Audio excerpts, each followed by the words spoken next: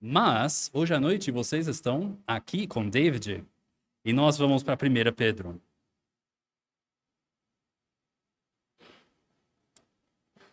Primeira Pedro capítulo 2.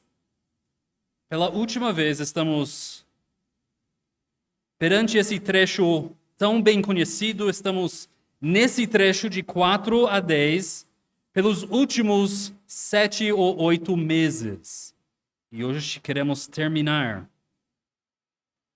1 Pedro 2, 4 a 10 diz: chegando-vos para ele a pedra que vive, rejeitada sim pelos homens, mas para com Deus eleita e preciosa, também vós mesmos como pedras que vivem, sois edificados casa espiritual, para serdes sacerdócio santo, a fim de oferecerdes sacrifícios espirituais agradáveis a Deus por intermédio de Jesus Cristo. Pois isto está na Escritura: eis que ponho em Sião uma pedra angular, eleita e preciosa, e quem nela crer não será de modo algum envergonhado. Para vós outros, portanto, os que credes, é a preciosidade, mas para os descrentes, a pedra que os construtores rejeitaram, essa veio a ser a principal pedra angular, e pedra de tropeço e rocha de ofensa.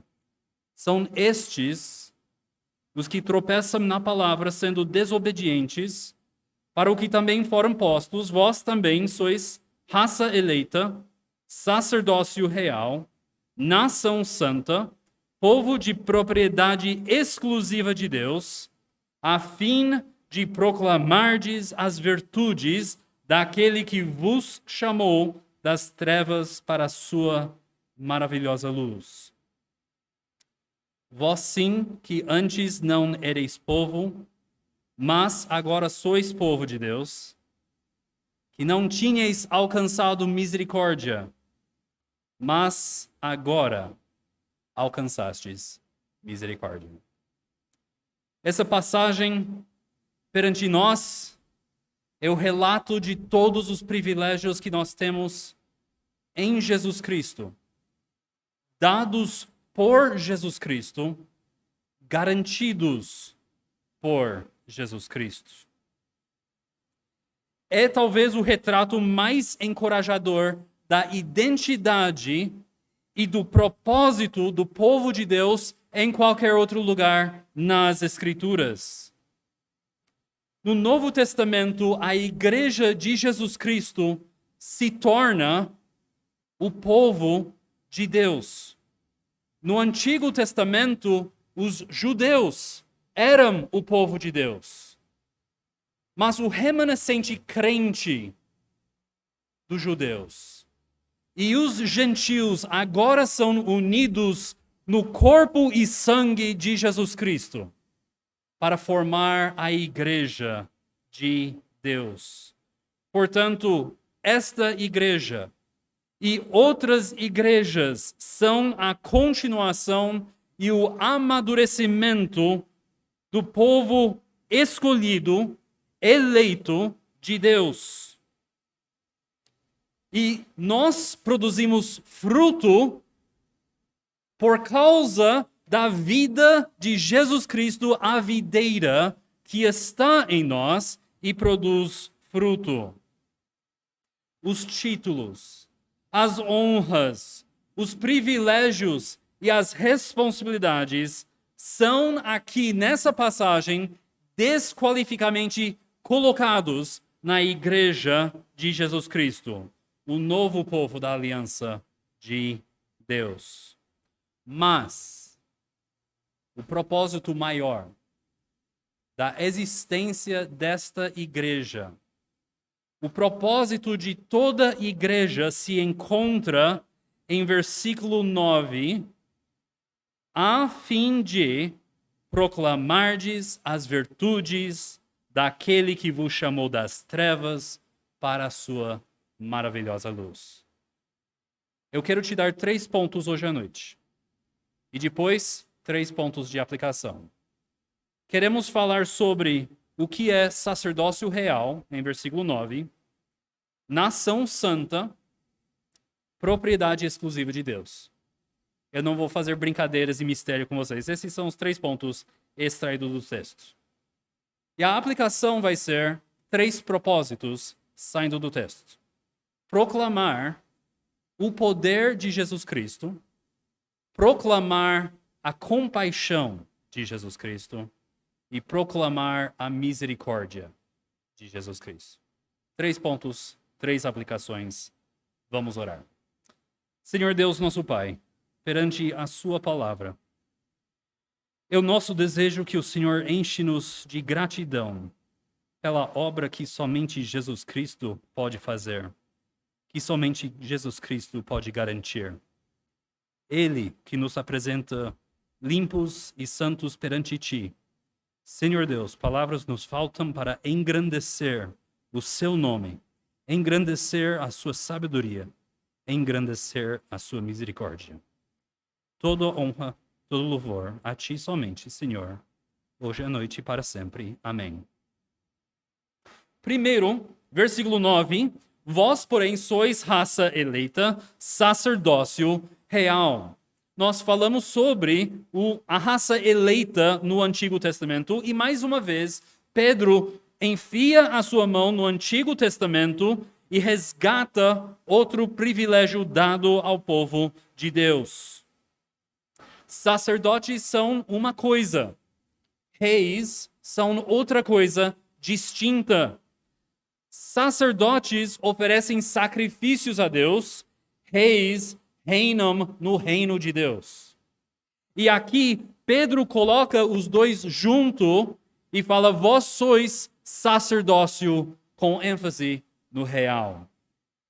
Ele está referindo-se a Êxodo 19, se quiser abrir comigo em Êxodo 19, versículo 5 e 6. Primeiramente foi dado este nome aos judeus. Agora, pois, diz assim a palavra: se diligentemente ouvirdes a minha voz e guardares a minha aliança, então sereis a minha propriedade peculiar dentre todos os povos, porque toda a terra é minha, e vós me sereis reino de sacerdotes e nação santas. Onde que você já ouviu esse tríade de expressões? Povo peculiar, nação santa, sacerdotes. 1 Pedro 2, 9. Ele está referindo-se a isso. Israel estava no mundo de trevas espirituais pagãs e era dado a eles o privilégio de ser luz nas trevas, de mostrar a grande misericórdia e graça de Deus entre povos pagãos. Uma vívida e pública proclamação do caráter de Deus para povos que tinham muitos deuses, mas careciam do conhecimento do Deus verdadeiro, da sua misericórdia e graça. Esse era o papel do Israel no Antigo Testamento. Nota em capítulo 19, versículo 5. Nota como é triste a condição que aparece. Agora, pois, se diligentemente ouvirdes a minha voz e guardares a minha aliança. Deus está fazendo um pacto que inclui a fidelidade de homens e mulheres pecadores. Eles guardaram esse pacto. O próprio neto de Moisés, entenda bem, sacerdote em Dan, ele estabeleceu ídolos que o povo de Dan servia por séculos. O próprio neto já cai em idolatria, já infringe essa aliança. Salomão construiu um grande templo a Deus. E na rua, atravessando a rua, tinha um outro templo para uma das esposas pagãs dele, que não somente pedia sacrifícios, mas pedia sacrifícios de bebês para garantir a fertilidade e as bênçãos do Deus da colheita. Esse povo era tão infiel à aliança que não tinha condições como guardar. Eles não somente desobedeceram à aliança, como eles também envergonharam os próprios pagãos na terra de Canaã.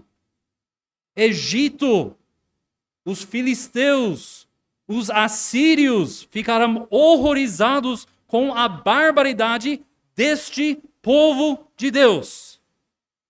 E a aliança se ruiu. Perderam seus privilégios.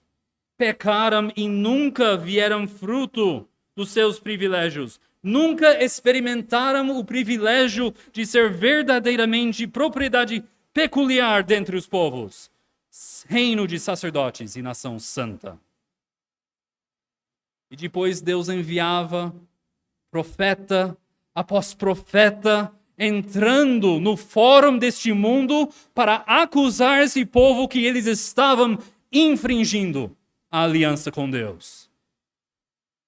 Vez após vez eles mataram os profetas, e quando Deus enviou o seu filho, com prazer, mataram o Messias, o Filho de Deus.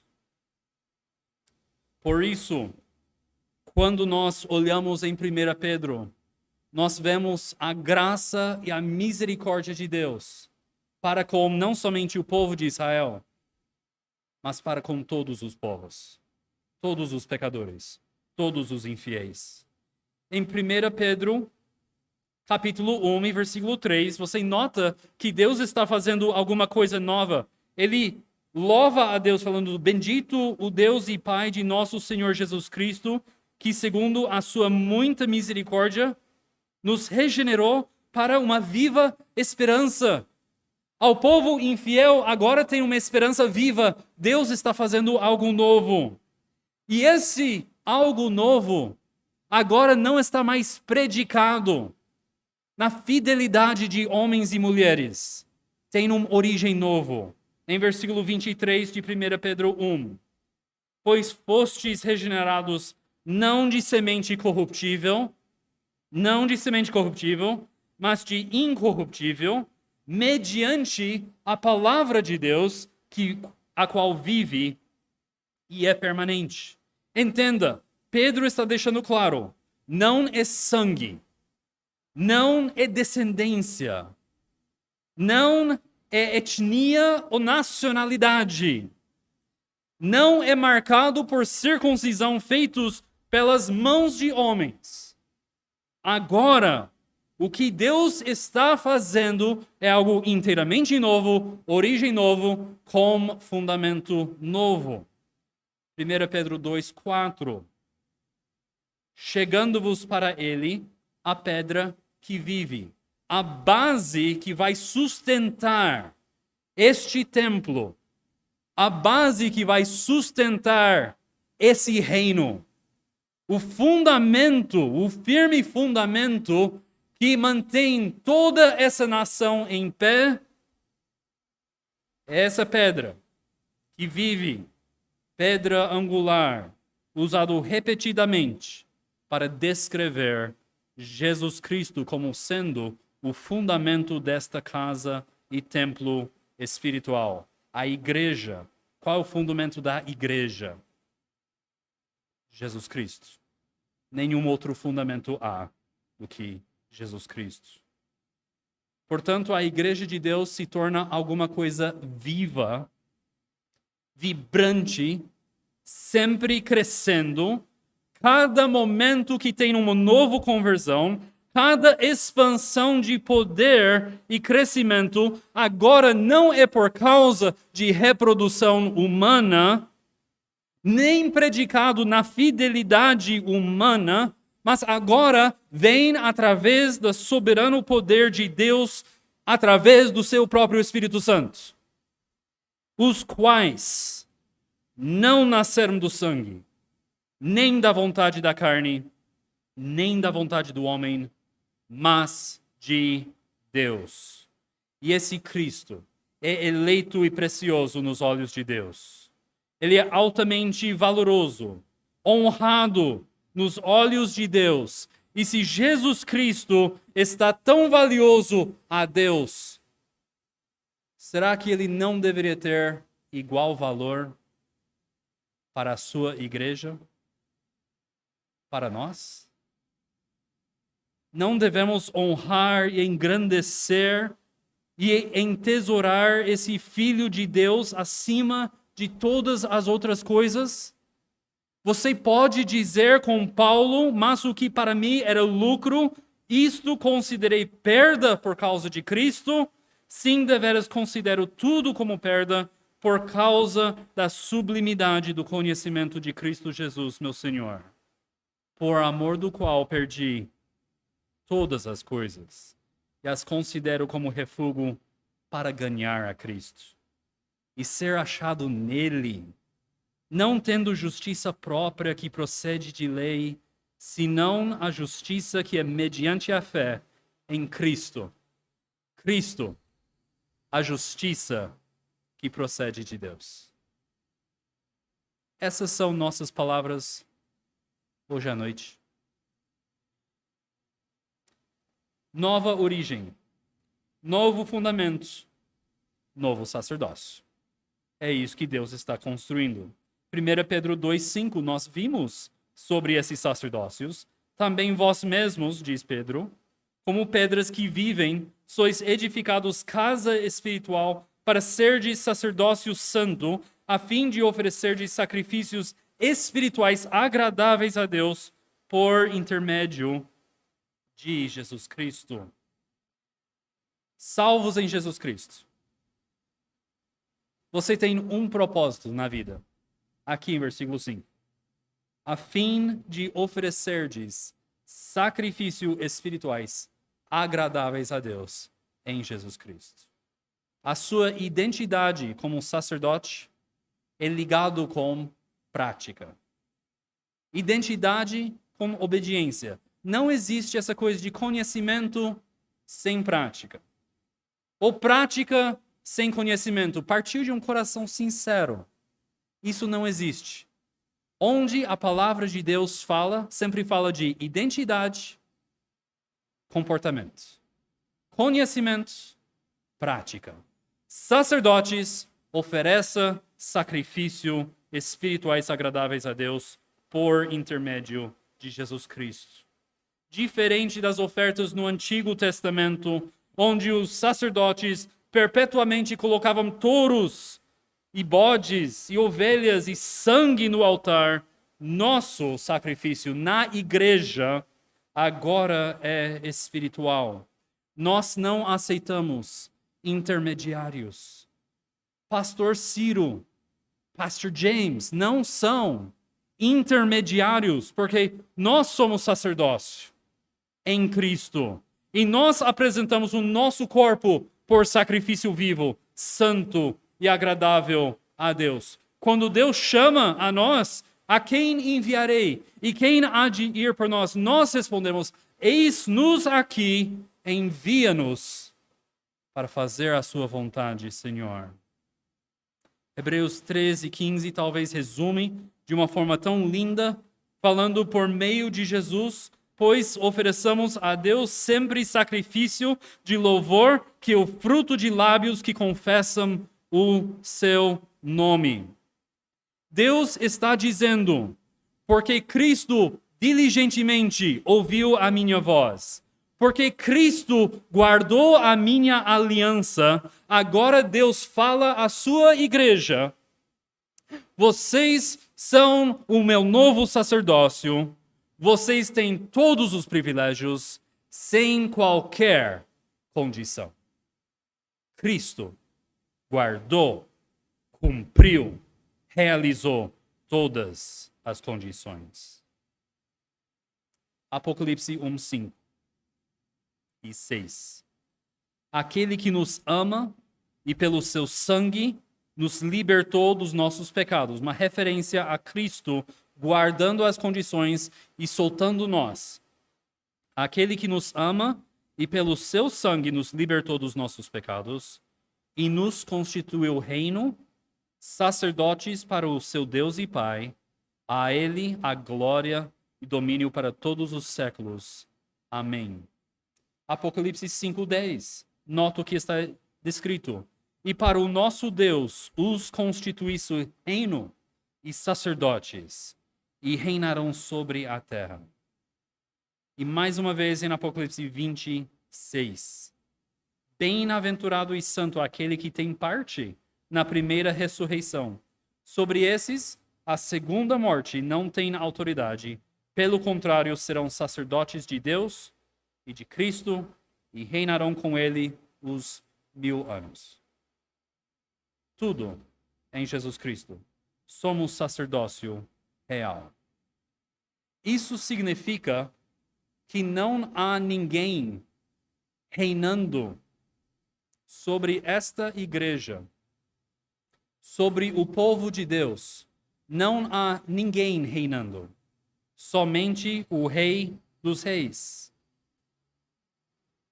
Também significa que não há intermediário entre você e Deus mais.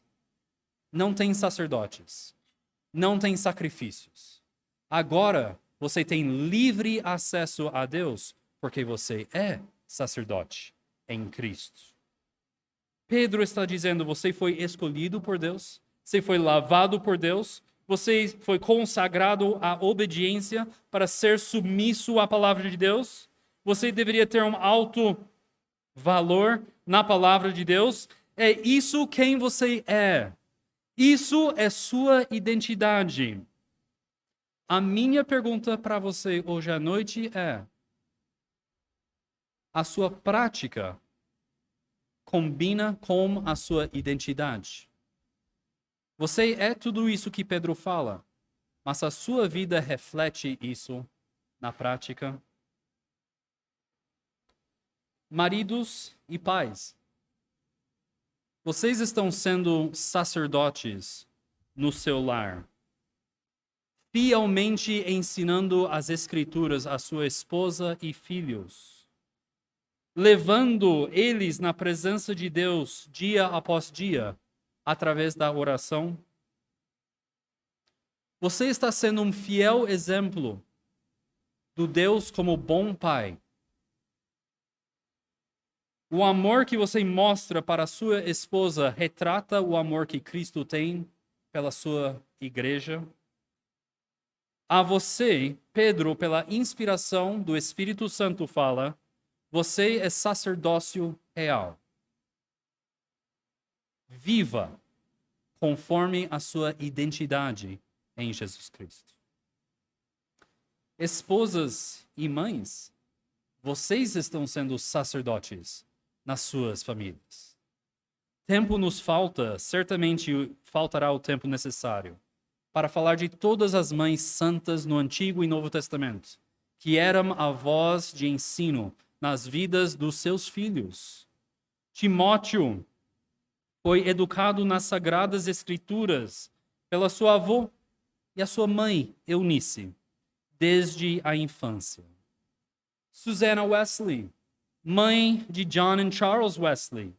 Eliza Spurgeon, mãe de Charles Spurgeon, eram as vozes mais influenciais nas vidas destes homens fortemente usados e bem preparados, por acaso, para o reino de Deus, por mães fiéis, a viver como sacerdotes, ensinando, orando. Será que a sua honra, o seu respeito, a sua submissão ao seu marido é exemplo fiel do amor, respeito e submissão que Cristo mostra para com o seu Pai? Pedro, através do Espírito Santo, diz a vocês: vocês são um sacerdócio real, portanto, vive conforme a sua identidade, a sua prática conforme seu conhecimento. Salvos em Jesus Cristo, membros desta igreja. Você está sendo fiel nesse sacerdócio real? Você está confessando os seus pecados? Arrependendo-se dos seus pecados? Você está consagrando a sua vida para obedecer e ser submisso à palavra de Deus? Você está intercedendo pelos seus irmãos e suas irmãs neste igreja local, seguindo o exemplo de Cristo Jesus, quem morreu ou antes quem ressuscitou, o qual hoje está à direita de Deus e também intercede por nós. A mensagem de Pedro, pelo Espírito Santo a vocês, você é sacerdócio real, viva em conformidade com essa sua posição, pois cada um de nós dará contas de si mesmo a Deus. Que nos traz ao nosso segundo ponto. 1 Pedro 2,9. Vós, porém, sois raça eleita, sacerdócio real, nação santa. Nação santa. Pedro está afirmando que nós somos um povo separado, colocado à parte, um povo santo. E isso é uma expressão muito comum no Antigo Testamento. Em Levítico, Deuteronômio e Isaías, muito comum ver essa expressão falando do povo de Deus. Mas o que isso significa? Que nós somos uma nação santa. Quer dizer que Deus, na sua gloriosa graça, separou-nos para ter um relacionamento especial com Ele mesmo. Deus, pela sua grandiosa graça, trouxe pecadores ímpios, vis pecadores, a si mesmo, transportou eles do reino das trevas para o reino da luz, da morte para a vida, do reino de Satanás para o reino do seu próprio Filho. De comunhão, ele tirou de comunhão de Satanás e trouxe para comunhão ao Deus vivo. Ele nos separa de Satanás, pecado, do mundo. Ele nos separa para Ele mesmo. Como isso aconteceu? 1 Pedro, capítulo 1, versículo 2. Olha, eleitos segundo a presciência de Deus Pai, em santificação do Espírito, para a obediência e aspersão do sangue de Jesus Cristo, graça e paz vos sejam multiplicadas. Eleição vem primeiro, depois regeneração, depois santificação pelo Espírito, salvação. Para quê? Para obediência. Onde Deus escolhe, Ele regenera, Ele santifica, Ele salva e Ele produz frutos de obediência. Agora não é mais predicado na minha ou a sua fidelidade ou capacidade de entender e obedecer a palavra de Deus. Deus está falando, eu vou fazer tudo, e Jesus Cristo, Ele vai sofrer toda a punição que esse povo merece, mas eu não vou trazer de volta a punição dos pecados. Salvação não é simplesmente que os seus pecados são perdoados, ou simplesmente que você foi salvo do inferno. Salvação é que você foi levado em intimidade com Deus e isso reflete no mundo em novo relacionamento e nova obediência. Santificação é muito mais do que um estado espiritual elevado. Santificação quer dizer que você foi separado para pertencer a Deus. Não quer dizer que você nunca vai pecar novamente. Mas a santificação significa que você não é mais prisioneiro do pecado e Satanás e a morte. Agora você pertence a Deus. Isso é santificação posicional. Essa é a sua posição. E desta forma, entendendo que existe santificação posicional em Cristo Jesus e santificação progressiva na nossa realidade. Olha como Pedro une as duas coisas. Capítulo 1 de 1 Pedro 1, 2. Eleitos segundo a presciência de Deus Pai em santificação do Espírito. Deus não vai te ver mais santo do que você já é em Jesus Cristo. A justiça de Jesus Cristo está derramada sobre pecadores. Isso é graça. Isso é misericórdia. Isso é realidade posicional. Mas olha Pedro em versículo 15 de capítulo 1. Pelo contrário, segundo é santo aquele que vos chamou, tornai-vos santos também. Vós mesmos em todo o vosso procedimento, porque escrito está, sede santos, porque eu sou santo.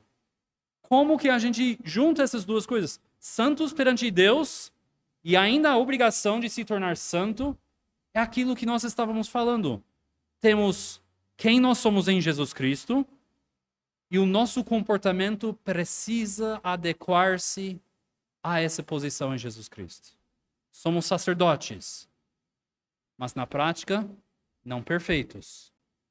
Somos santos em Jesus Cristo perante Deus, mas na prática, temos pecados que nos faz tropeçar. É santificação posicional e santificação progressiva. Como é que essa separação parece em termos práticos?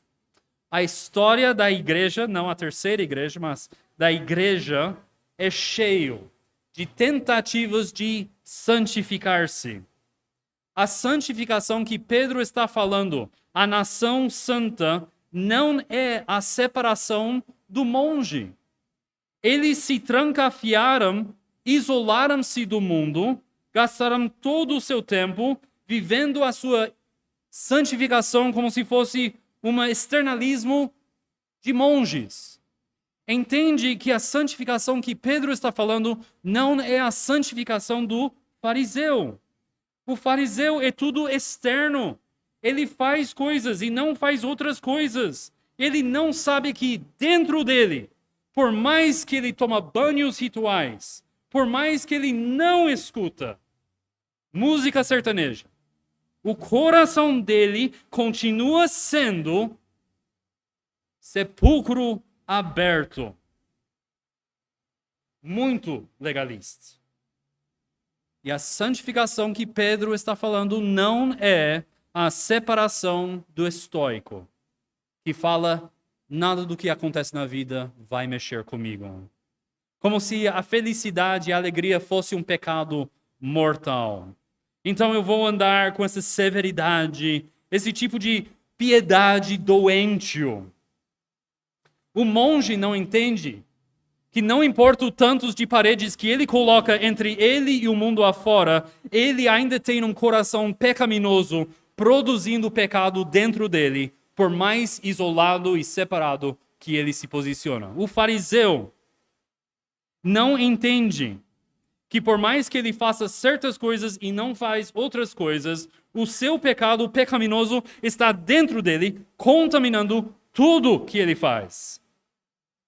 E o estoico não entende que não interessa se ele nunca sorria e sempre é severo, essas coisas são meramente externas e não afetam o coração. Qual é a santificação que Pedro está falando aqui em 1 Pedro? Ele está falando que uma nação santa chega a Deus. E Deus chega a essa nação santa. O coração da santificação é maior descanso na obra de Jesus Cristo e maior dependência no poder de Cristo. Cristo deu coração novo, vida nova, mas nós não podemos fazer absolutamente nada com coração novo e vida nova se Cristo não fizer em nós. Isso é santificação. Tem um novo tipo de santificação no mundo hoje. Uma santificação sem Cristo e não funciona. Tantas pessoas no ministério estão caindo no pecado. Tantas pessoas estão caindo no pecado porque eles estão tentando viver a vida cristã, viver a sua identidade cristã com seu próprio poder, sem Jesus Cristo. Tem todo tipo de métodos e meios e psicologia quase cristã introspecção e autoanálise e autoestima. Tudo, todo tipo de coisa, mas sem Cristo. Verdadeira santificação é vir a Cristo vez após vez e descansar na obra que Ele fez.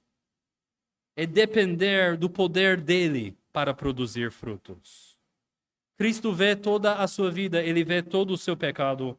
Enquanto você vem a Cristo, você verá o seu pecado. Será óbvio para você. Será exposto e você confessa o que Ele já sabe de você e Ele perdoa. Isso é verdadeiro santificação.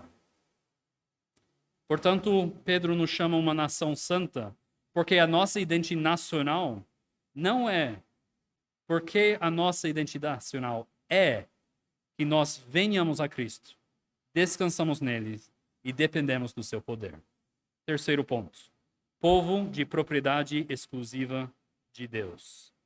Vós, porém, 1 Pedro 2,9, vós, porém, sois raça eleita, sacerdócio real, nação santa, povo de propriedade exclusiva de Deus.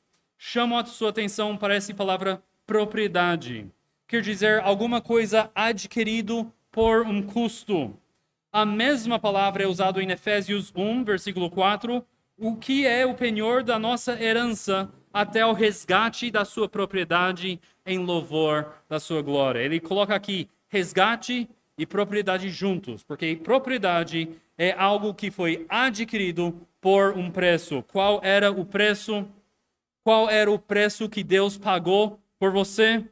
Atos 20, versículo 28, a qual ele comprou com o seu próprio sangue. Isso era o preço que ele pagou. E como Pedro, Paulo junta essas ideias em 1 Coríntios 6, versículo 19 e 20. Acaso não sabeis que o vosso corpo é santuário do Espírito Santo que está em vós, o qual tendes da parte de Deus, e que não sois de vós mesmos, porque fostes comprados por preço. E esse preço é a morte do Senhor Jesus Cristo. Tito 2 fala, o qual a si mesmo se deu por nós, a fim de remir-nos, adquirir. Tito 2,14. Jesus Cristo deu a si mesmo por nós, a fim de remir-nos de toda iniquidade e purificar para si mesmo, nota, um povo exclusivamente zeloso de boas obras. Deus, na sua eleição soberana, escolheu e trouxe-nos pelo sacrifício de Cristo. E agora somos propriedades exclusivas dele. Sacerdócio, nação santa, propriedade exclusiva. Até aqui tudo bem, povo de Deus? Ótimo. Vamos para a aplicação então. Como é que nós aplicamos isso? Pedro sugere 3 coisas e eu sugiro 3 coisas para a sua consideração em 1 Pedro, capítulo 2, versículo 9. A primeira coisa, o que nós fazemos com todos esses privilégios? Nós proclamamos o poder de Cristo que tira-nos das trevas para a luz. Olha versículo 9. A segunda parte, 9b, 1 Pedro 2. A fim de proclamardes as virtudes daquele que vos chamou das trevas para a sua maravilhosa luz. Quais são as trevas que Pedro está contemplando aqui?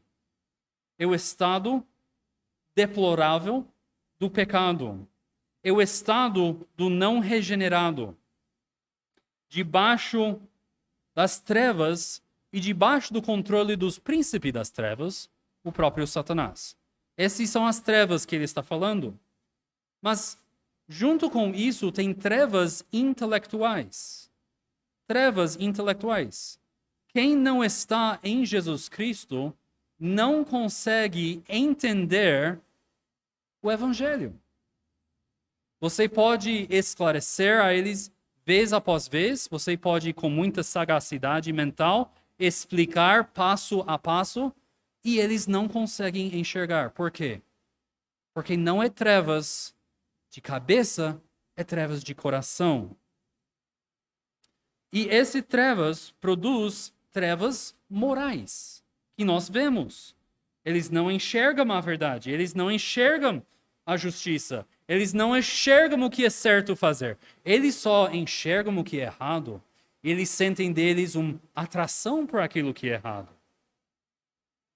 E não é simplesmente que o pecador está nessas trevas, mas essas trevas estão no pecador. Isso é a coisa mais incrível. Eles são filhos das trevas. Eles estão andando nas trevas. Eles amam as trevas. João 3,19. O julgamento é este, que a luz, Jesus Cristo, veio ao mundo. E os homens amaram mais as trevas do que a luz, porque as suas obras eram más. Trevas são espessas, tão escuras, tão densas, que nem conseguem enxergar que tem luz. E o que Cristo fez com isso? O que é que o poder de Cristo fez com isso? Vos chamou, 1 Pedro 2,9, vos chamou das trevas para a sua maravilhosa luz. Cristo tirou das trevas e ele educou eles para saber o que é luz? Não. Ele mostrou a eles o que é certo e errado? Não.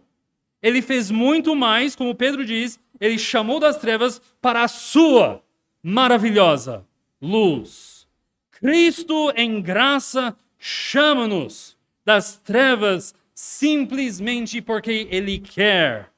E ele toma essa iniciativa na salvação. Ele coloca a eleição de Deus em ação. Não é chamado geral, é chamado específico, efetivo, irresistível, que sempre resulta em salvação.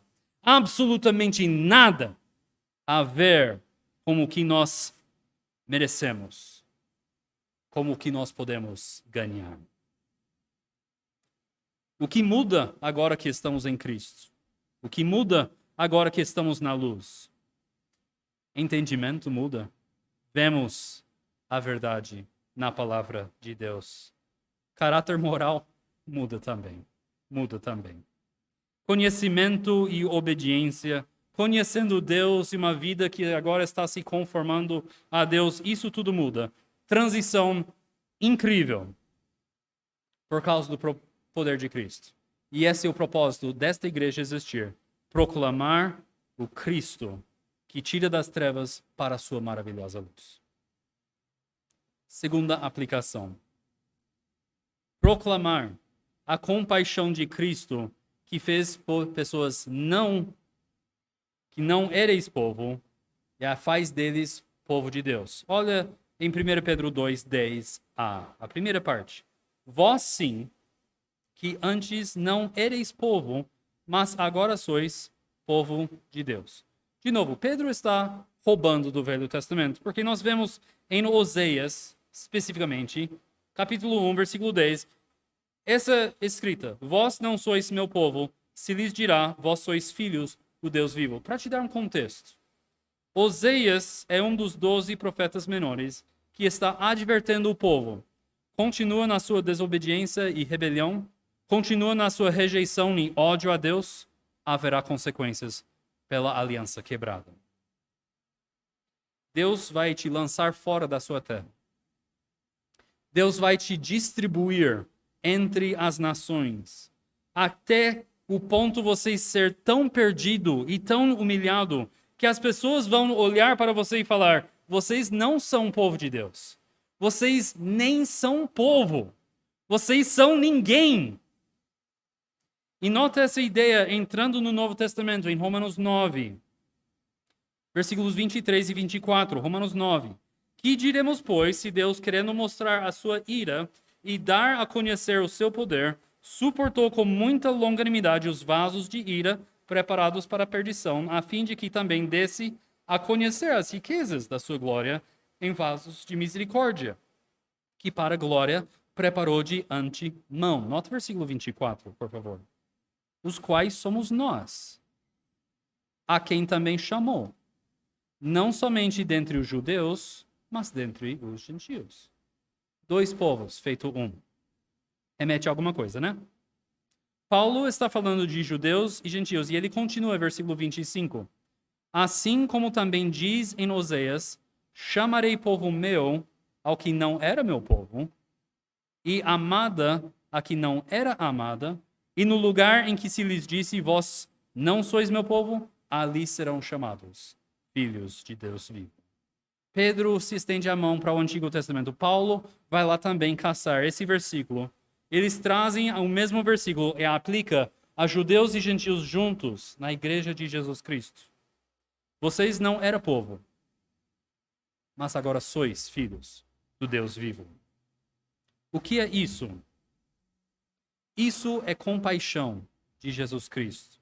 Por absolutamente nenhuma razão humana, o nosso Senhor nos mostra compaixão. Ele mostra e pega pessoas que não merecem ser povo por causa do nosso pecado, por causa da nossa rebelião, por causa da nossa apostasia. O que Deus faz? Ele pega toda a ira, toda a punição, toda a vergonha e desgraça e deposita em cima do seu filho. E agora ele fala, agora vocês não são somente povo, vocês são filhos de Deus. Isso é o nosso grande propósito, proclamar o poder de Cristo, proclamar a compaixão de Jesus Cristo. Terceiro, eu gostaria de terminar com esse pensamento. Nosso propósito, proclamar a misericórdia do Senhor sobre aqueles que não merecem a misericórdia. Nota primeiro Pedro 2:10, a segunda metade B. Vós sim, que não tinhais alcançado misericórdia, mas agora alcançastes misericórdia. A misericórdia de Deus é tão rica. Basicamente, misericórdia é dó, é compaixão, é ter pena, é ter compaixão de alguém. Misericórdia é quando Deus olha para um pecador, um povo pecaminoso, arrogante, rebelde, e ele suspende a punição que eles merecem. Isso é misericórdia. E se você fizer uma rápida estudo bíblico, que nós não vamos fazer hoje à noite, você vai ver que Deus é misericordioso para com todos nós. Todos nós. A misericórdia se estende até para as pessoas que vão para o inferno no final das suas vidas. Você vê isso em Lamentações 3:22. As misericórdias do Senhor são a causa de não sermos consumidos, porque as suas misericórdias não têm fim. Porque não cai fogo do céu lá na Arena Corinthians, porque a misericórdia de Deus. A misericórdia de Deus. Porque não cai fogo do céu sobre nós, consumindo-nos, nós que rejeitamos o Deus, que odiamos Deus. Porque Deus, na sua misericórdia, suspende a punição merecida. Mas, aos eleitos, ele mostra misericórdia especial. Para algumas pessoas, Deus não somente alivia a punição dos seus pecados nesta vida, como ele também alivia a punição por toda a eternidade. Por toda a eternidade. Isso é para os eleitos. Não é a misericórdia geral. É a misericórdia especial de Deus. Por quê? Porque ele quer. Porque ele queria fazer isso. Porque ele é um Deus de misericórdia que perdoa. Porque ele escolheu você e eu? Eu não sei. Podemos estudar, podemos levantar versículo após versículos, mas no final vai ser dota ignorância. Eu não sei. E ninguém sabe. Não é porque Deus estava lá no céu e pensando, ai meu esse povo é tão triste, e eles estão tão perdidos no seu pecado, e agora eu vou mostrar a minha misericórdia. Não foi isso. Não foi porque Deus viu alguma coisa em nós que fazia nos merecer essa misericórdia. Por que é que Deus escolheu ser misericordioso? Porque a resposta é porque Ele quis. E assim Ele fez. Foi inteiramente do prazer da escolha soberana dele. Por isso, Os versículos que falam da misericórdia de Deus são os nossos hinos. Pois a tua misericórdia se eleva até os céus, e a tua fidelidade até as nuvens. Pois quanto o céu se alteia acima da terra, assim é grande a sua misericórdia para com os que temem. Quanto dista o oriente do ocidente, assim afasta de nós as nossas transgressões. Bendito seja o Deus e Pai de nosso Senhor Jesus Cristo, o Pai de misericórdias e Deus de toda consolação. Não por obras de justiça praticadas por nós, mas segundo a sua misericórdia, ele nos salvou mediante o lavar regenerador e renovador do Espírito Santo. Rendei graças ao Senhor, porque ele é bom, porque a sua misericórdia dura até quando? Para sempre. Eu, porém, cantarei a tua força. Pela manhã louvarei com alegria a tua misericórdia, pois tu me tens sido alto refúgio e proteção no dia da minha angústia. Isso é o nosso propósito: proclamar o poder, compaixão e misericórdia de Jesus Cristo. Como está sendo a sua fidelidade, a sua posição em Cristo? Você está fielmente proclamando isso ao seu próprio coração, à sua família, aos seus irmãos e irmãs e à presidente prudente?